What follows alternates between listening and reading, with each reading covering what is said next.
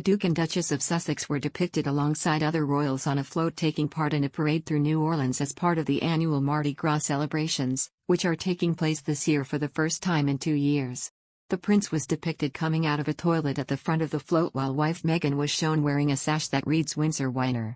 Pictures of toilet roll titled Morning Flush and Daily Pail accompanied caricatures of other royals on the float, which was titled Royal Throne, seemingly parodying the British press coverage of the Sussexes. The Queen was also pictured reading a newspaper with a front page dedicated to Harry and Meg. Prince Harry's father Prince Charles was pictured with a speech bubble reading Find Your Camilla in a reference to the royal's affair with his wife, the Duchess of Cornwall, while he was married to the late Princess Diana. Meghan was painted holding a suitcase bearing USA and Canada badges, alluding to the couple's move to the US in 2020 when they announced their decision to step back from royal duties. Kinsey Schofield, a US-based journalist covering the royals, tweeted, "Yowza. H&M-themed Mardi Gras float from the Crew d'Etat parade last night. H coming out of a toilet and M wearing a sash that reads, Windsor Winer." Another user chimed in, "Oh dear, is their popularity in the US going down the toilet?" Another questioned, "But aren't they adored in America?" One user tweeted, "Lol. You know you truly made it in America when you have a parade float decorated in your honor. Congrats to the happy couple." The images of the float emerged just hours before the Sussexes were awarded the NAACP President's Award on Saturday night for their humanitarian work in distinguished public service.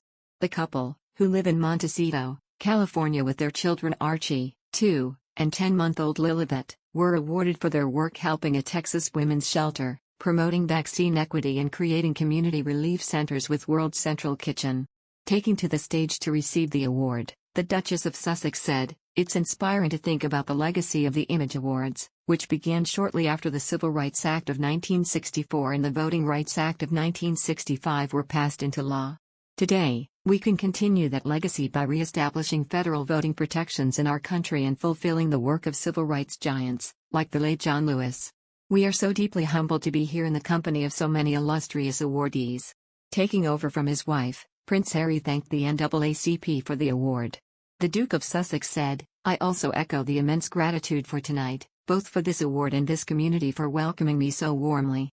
I think it's safe to say that I come from a very different background from my incredible wife, yet our lives were brought together for a reason."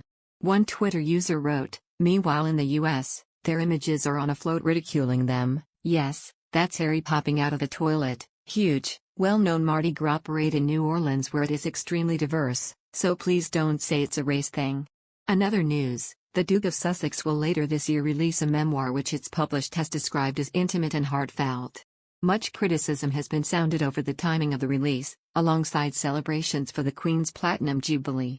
Royal expert Richard Fitzwilliam said the coinciding of these events will help Prince Harry in terms of publicity but could hurt his grandmother and wider family at such a special time.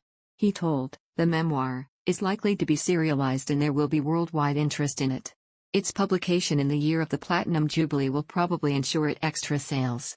The publicity surrounding its launch, while there is still a royal rift, is surely not the way to commemorate a year without precedent in an institution which goes back for over 1,000 years.